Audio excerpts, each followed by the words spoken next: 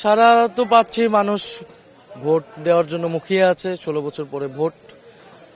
ফলে এবং এবারে ভোটে যেহেতু নতুন দল বা নতুন সমীকরণ তৈরি হয়েছে, সেজন্য মানুষের উৎসাহ আমরা দেখতে পাচ্ছি ব্যাপক। মানুষের কাছে যাচ্ছি, আমাদের কথাটা মানুষকে বলতেছি, এবং এবারে নির্বাচন যে একটা ঐতিহাসিক নির্বাচন, দেশ পরিবর্তনের, ভাগ্য পরিবর্তনের, এটা আমরা মানুষকে বুঝাচ্ছি, এবং মানুষও এই জায়গায় অনেক এই জন্য অনেক বেশি প্রত্যাশা এবারে নির্বাচন নিয়ে। না, মানুষ এটাই শুনতে চাচ্ছে। মানুষ ভেবেছিল যে 5ই আগস্টের মধ্য দিয়েই এই সংস্কৃতির মানে এই সংস্কৃতির একটা মৃত্যু ঘটবে, কিন্তু আমরা দেখলাম 5ই আগস্টের পর আবার নতুন করে চাঁদাবাজ, দখলদারিত্ব ইত্যাদি শুরু হয়েছে।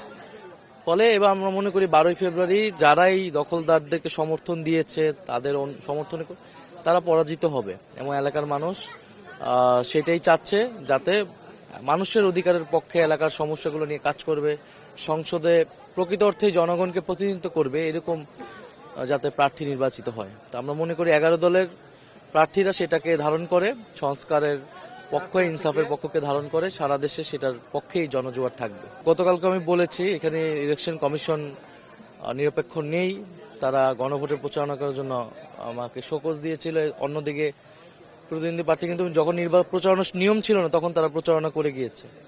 সরাসরি বাধা আসতেছে না, কিন্তু আমাদের সমর্থকদেরকে নানাভাবে ভয়ভীতি দেখানোর চেষ্টা করা হচ্ছে, থ্রেট দেওয়া হচ্ছে, এবং অফিস নিতে বাধা দেওয়া হচ্ছে। ফলে এই বিষয়গুলা আসতেছে, কিন্তু এক ধরনের ভয়ের পরিবেশ তৈরি করা, যাতে মানুষ ভোট কেন্দ্রে আসতে নিরুৎসাহিত হয়। তবে এটা কোনো কাজে দিবে না। আমরা মনে করি মানুষ স্বতঃস্ফূর্তভাবে ভোট কেন্দ্রে আসবে। যারা ভয় দেখাবে, মূলত তারাই টিকতে পারবে না এই মানুষের এই যে স্বতঃস্ফূর্ততার সামনে। বলে আমরা আশা করব যে প্রশাসন নিরপেক্ষ থাকবে, আর না হলে এই নির্বাচন প্রশ্নবিদ্ধ হবে।